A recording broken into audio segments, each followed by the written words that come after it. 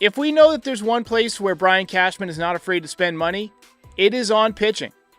That is one place where he will absolutely open the vault. Garrett Cole got $324 million. He offered Yamamoto $300 million. He signed Carlos Rodon for $162 million. Last year, Max Fried got $218 million. Highest paid left-handed starting pitcher ever. When Cashman sees an arm he wants, he goes after him.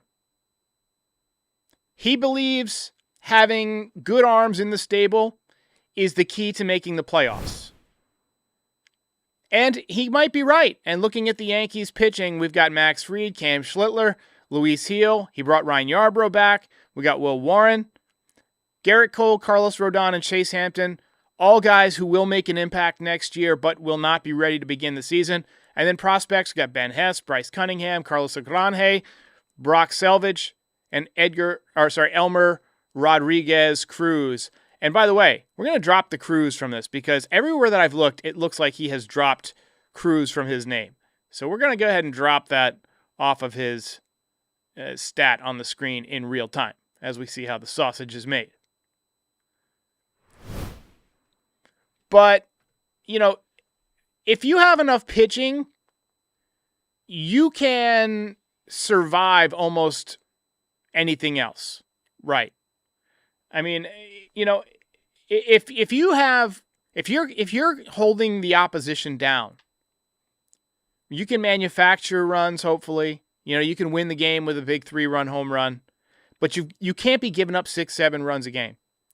So that's why Cashman typically invests in starting pitching, right? Pitching keeps your floor high, and it allows you to be in contention every year, which is the Yankees' goal.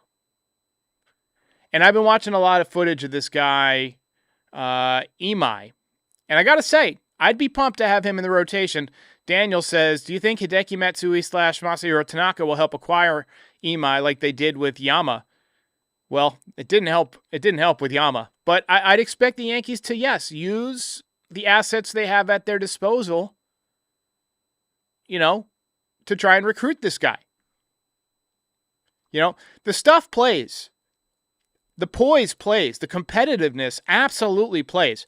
Modern analytics has gotten so much better in recent years at projecting Japanese pitchers. They're not the gamble they used to be. Teams aren't squinting at grainy footage of Hideki Irabu or Keiagawa. They're running real data in real time. They're looking at pitch shape models.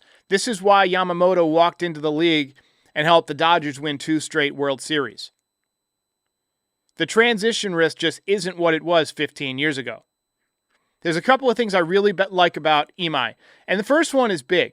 He wants to beat the Dodgers, not join them. That's the mentality that I want. That's like, again, Michael Jordan.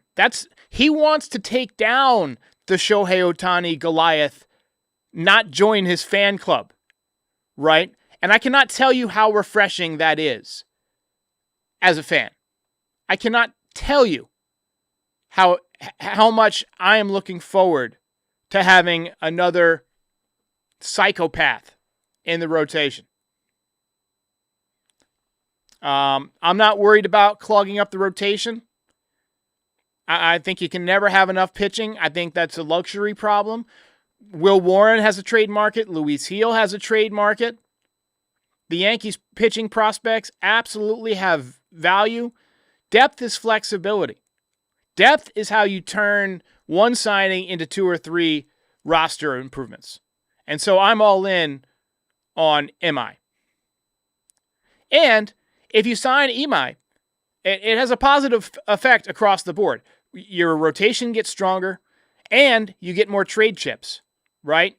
Because you can then use more of your, prospects or back-end guys like Warren, Luis Gil in a deal, right? It gives you more creativity, more flexibility. There is no downside to adding a legit arm unless he gets hurt. And that's the only real concern I have with Japanese pitchers because the workload is just different. In Japan, you pitch once a week. In America, it's every 5 days. Even Yamamoto got hurt in his first season with the Dodgers. Masahiro Tanaka. Remember, he started off like 11-1 with a 1.99 ERA. He was unbelievable. And then he got hurt. He almost needed Tommy John. He was able to avoid it, but he missed a lot of that first season. And after that, he dialed back the fastball. He wasn't throwing 97 anymore. He was throwing 94.